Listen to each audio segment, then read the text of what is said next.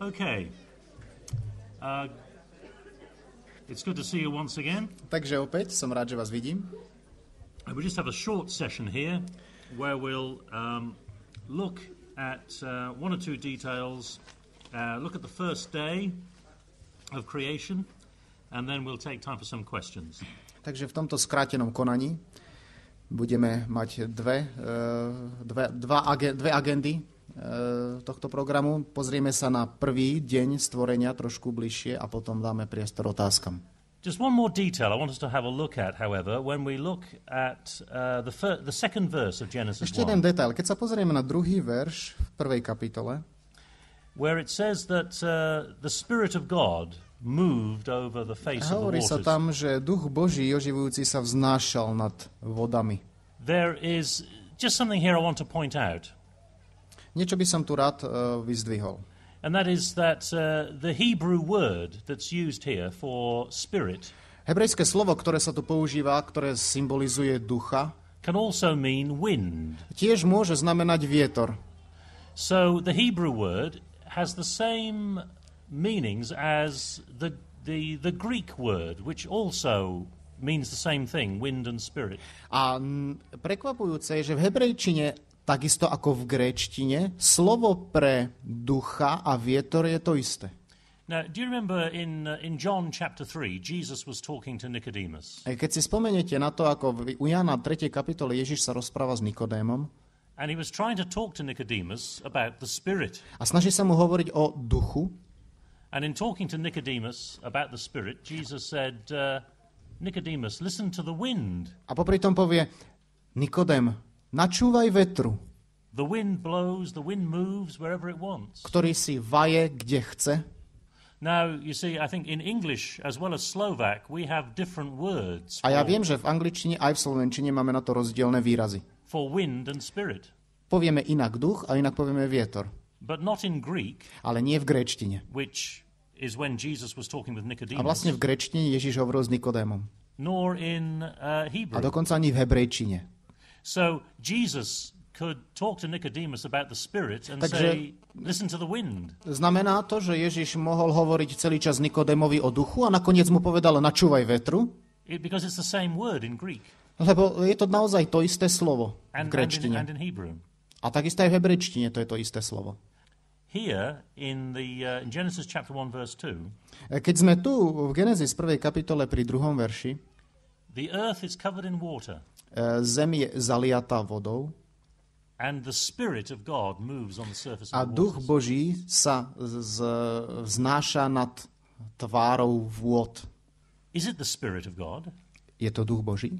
or is it just a wind from Alebo God? je to len nejaký vietor od Boha? Now, the reason that I raise that point Dôvod, prečo sa pýtam, is that if you go on a few verses in Genesis to Genesis chapter 8, je ten, že keď si nalistujeme 8. kapitolu Genesis Genesis chapter 8 and verse 1, a tam prvý verš, here we are in the middle of the flood story. tak nás to dá do stredu príbehu o potope. And once again, the earth is covered in water, A tu opäť je zem pokrytá vodou. just like it was before creation. Presne tak, ako to bolo na začiatku stvorenia. And in the second part of chapter 8, verse 1, A v tej druhej časti prvého verša, v 8. kapitoli, now my English version says that God made a wind blow over the earth. vtedy dal Boh, aby vial vietor na zemi. In Genesis chapter 1, the earth is covered in water. Predstavte si to. Genesis 1. kapitola, zem je pokrytá vodami. In chapter 8, the world is covered in water. V 8. kapitole, po potope, alebo v rámci potopy ešte, tiež je zem pokrytá vodou. In Genesis chapter 1, V prvej kapitole Genesis God's Spirit moves over the waters. sa duch Boží pohybuje nad vodami, And in chapter 8, a wind moves over the zatiaľ čo v waters. 8. kapitole sa pohybuje vietor nad vodami. Except the word is identical. Problém je, že slovo je to isté. In chapter 1, we translate it as spirit. Ale v prvej kapitole sme ho preložili ako duch, And in chapter 8, we translate it as wind. zatiaľ čo v 8. sme ho preložili ako slovo, ako vietor. Does it make any difference? Myslíte si, že na tom záleží?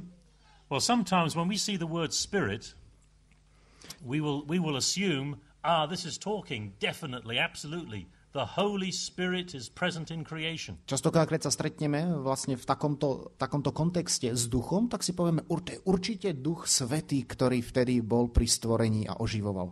And of course, from the New Testament and so on, we know that the Holy Spirit was present at creation. Áno, z Nového zákona dostatočne dobre vieme, že naozaj Duch Svätý bol svedkom a konateľom stvorenia, takisto. But it's just a warning to us not to read too much into one word. Ale rád by som nás varoval, aby sme sa príliš nezamerali len na slovný výraz. Because in chapter 8 of Pretože Genesis, v 8. kapitole tej istej knihy in the flood story, vidíme, keď hovorí sa o potope, world once again covered in water, keď je opäť svet pokrytý vodou, but there we don't translate it as spirit. tu už je tu zrazu We vietor. translate it as wind.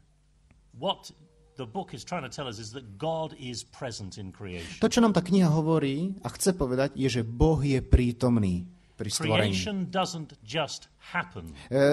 Stvorenie sa len neodohrá len tak. In order for creation to happen, God has to be present. Aby sa mohlo stvorenie odohrať, musí tam byť prítomný Boh.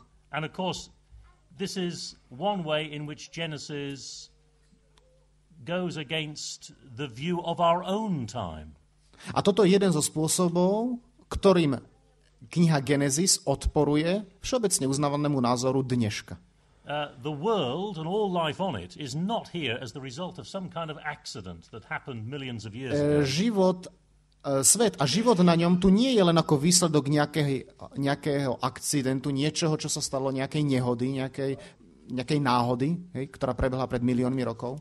The world is present now because God was present back then. Svet je tu prítomný preto, že na počiatku bol pri ňom prítomný Boh. Now, let's have a look at the first day. Pozrime sa teraz na ten prvý deň. God said, Boh povedal a riekol. to whom was he speaking? Komu riekol? God said, let there be light. Nech je svetlo. Well, who did he... Boh Who did he say riekol, it to? nech je svetlo, ale komu to riekol? You know, I mean, if you were to see me arrive early in the tent this morning, Ak by ste videli ma skôr dnes ráno, ako som prišiel sem, and I was the only person here in the tent, bol som tu sám. and you were just, peering through the Niektorí z vás nakúkovali sides of the tent there. cez strany stanu donútra, You saw me standing here in the middle of the tent. tak by ste ma videli, že tu stojím v prostriedku stanu. Nobody else here. Nikto tu nebol. And if I said, A ak by som vtedy povedal, switch on the microphones, zapnite mikrofóny, you'd say, boy, this fella's got a problem. tak ste povedali, tak niečo sa mu stalo. And God said, let there be light. A Boh povedal, nech je svetlo. Well, who was he speaking to? Ale komu to povedal? Well, the point is, I think, in this story, of course, that God isn't speaking to anybody. Asi nám vyvstáva z toho, že Boh nikomu nehovorí. God speaks and it happens. Boh hovorí a niečo sa stane. That is, God has control over the elements, Inými over matter. slovami, Boh má nadvládu, kontroluje prvky, hmotu. And this again underlines one of the radical things that Genesis was saying to the people of its time. A toto opäť zdôrazňuje jednu z radikálnych vecí, ktorá posolstva knihy Genesis pre ten čas. That for God, creation is effortless. Že pre Boha stvorenie nie je žiadna námaha. It doesn't require any struggle, any consultation. Neobnáša žiadne úsilie, žiadne poradenstvo s niekým. And those of us who work for the church A tí z vás, ktorí pracujete pre will be cirkev, glad that it didn't take a committee budete radi, že Boh nepotreboval výbor, to bring light into existence. aby stvoril život. God simply said, A let there svetlo. be. Jednoducho Boh povedal, keď hovoril o svetle, nech je svetlo. And there was. A jednoducho to bolo. Commands. God commands light into existence here. Boh prikáže svetlo, aby existovalo. And that is one of the things that God does in the Bible. To je jedna z vecí, ktoré Boh v Biblii mimochodom robí. He commands. Prikazuje. So, here at creation, Takže tu pri stvorení he commands the elements. Matter. prikáže prvkom, hmote. And it just responds like that. A hmota a prvky reagujú. In a split second, bang, there it Zlomku is. sekundy. Pum, a už je to tu. God also gives commands Pán Boh takisto prikazuje in history. v dejinách. And there, the commands he gives are to people. A v dejinách, keď Boh niečo prikazuje, v dejinách ľudstva, tak je to ľuďom. So he commands Abraham to Prikazuje Abrahamovi, move on in faith. aby vyšiel vierou. He gives the 10 commandments. Dáva 10 Božích prikázaní. So he commands people. A zase prikazuje niečo ľuďom. Now here in creation, A tuto pri stvorení, when God commands, keď Boh prikáže, the elements obey tak samotné prvky poslúchajú. immediately. Hneď. Later on, Neskôr, when God commands people, keď Boh nariadi niečo ľuďom, what happens then? čo sa stane? Bum, ľudia poslúchnú. I didn't say that. That's right. When God commands people, well, sometimes they obey, Keď Boh nariadi niečo ľuďom, niekedy poslúchnú. and sometimes they don't obey. Niekedy neposlúchnú. I mean, if we were reading here in Genesis chapter 1, Ak by sme tuto v prvej knihe Genesis, v prvej kapitole čítali, and God said, let there be light, Boh povedal, nech je svetlo. and behold, it remained dark, A hľa, zostala tma. we'd be surprised. Asi by nás to prekvapilo. But we're not surprised when it comes to people. Ale neprekvapuje nás to, keď sa hovorí o ľuďoch. You don't know what we're going to do. We might obey, we might disobey, we might just do our own thing. Viete, u ľudí nikdy neviete, ako budú reagovať. Môžeme poslúchnuť, neposlúchnuť, spraviť si po svojom. Which underlines an important point. A tu nás zase privádza k dôležitému uzáveru. When human beings do disobey, Keď ľudské bytosti neposlúchajú, it shows that the fault does not lie with God. For here, when God commands the elements, they obey. znamená to, že vina nie je v Bohu. Pretože keď Boh prikáže, tak aj prvky poslúchnú. But when God commands people, Ale keď Boh nariadi niečo ľuďom, well, they might not. možno, že poslúchnú, možno nie. In other words, the fault lies not with God, Inými slovami, porucha nie je u Boha. but with the freedom of human beings. Ale porucha, alebo to, o čo sa jedná, je sloboda ľudských bytostí. Now, on this first day, God not only says, let there be light, Tento prvý deň nie len, že Boh povie, nech je svetlo, but he also separates the light from the darkness. ale on to svetlo aj oddelí od temnoty. And then he gives names to the light and the darkness. Potom aj temnotu a svetlo patričnými menami nazve. Now, that is what a sovereign does. Somebody who is in charge, a lord and a king does that. A to je to, čo robí ten, ktorý je všemocný, vzvrchovaný, len pán a král.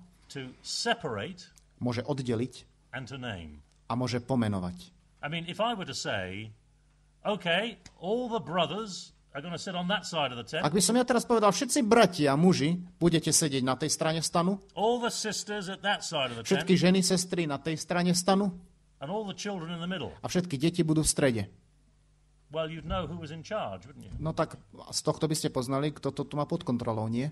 Well, I might not be in charge, but I would give the impression of being in charge. Samozrejme, možno, že realita by bola taká, že ja nie som ten, kto rozhoduje, ale aspoň by sa vám to tak zdalo. Well, that's what God does.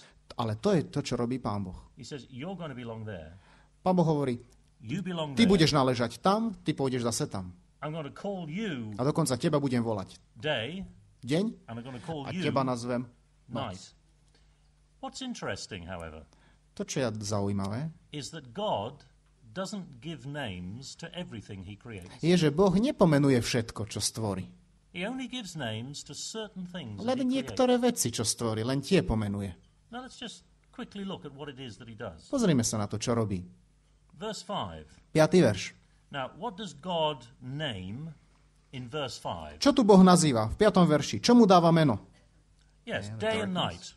Áno. Day and night. Deň a noc. And then in verse 8, A potom v 8. verši. what does God name? Čo in Boh verse nazýva? Čo mu dáva meno? The sky, the 8? firmament. Sky. That's right. And in verse 10, V 10. verši, čo mu Boh dáva meno? The dry land. and A ešte? land. Sušina a ešte? The waters, sea. right. Okay, that's right. But those are the only things Áno, ale toto sú, that God names. len tieto veci Pán Boh nazýva, dáva im meno. Day and night, Deň a noc, the sky above, obloha nad nami land and sea. a sušina a more. In other words, what God names To, čo Boh nazýva, to, čo Boh pomenúváva, are the basic elements of time sú základné elementy času and space. a priestoru. He names day and night, nazve deň, nazve noc, time, nazve čas, and the heavens above, nazve nebesia nad nami, and the land and the sea beneath. a suchú zem a more, ktoré sú pod nebesiami. In other words, space. Inými slovami, priestor. Those are the only things that God names. Tieto dve kategórie Pán Boh nazýva. The elements of time and Prvky space. času a priestoru. In other words, Genesis says, Inými slovami, Genesis hovorí, this God, tento Boh, not the gods of the nations, žiadne iní bohovia iných národov, tento Boh. not the gods of these surrounding countries, Žiadne iní bohovia iných krajín, but this God, ale tento Boh this eternal God, je večným, is the Lord of time and space. je pánom času a priestoru.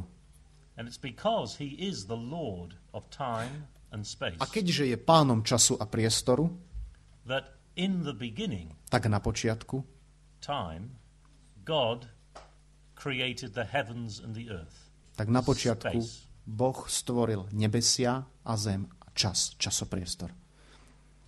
The God of Genesis 1 Boh, ktorý je popisovaný v 1. kapitole Genesis, is radically different from any other God worshipped in the ancient world. je radikálne odlišný od akýchkoľvek bohov, ktorí vtedy boli uctievaní. He not only challenges the views of the ancient world, Nie len, že je to v protiklade s tým, ako to vnímal starodávny svet, but also challenges the views of the modern world. ale je to aj v protiklade s tým, ako to vníma moderný svet.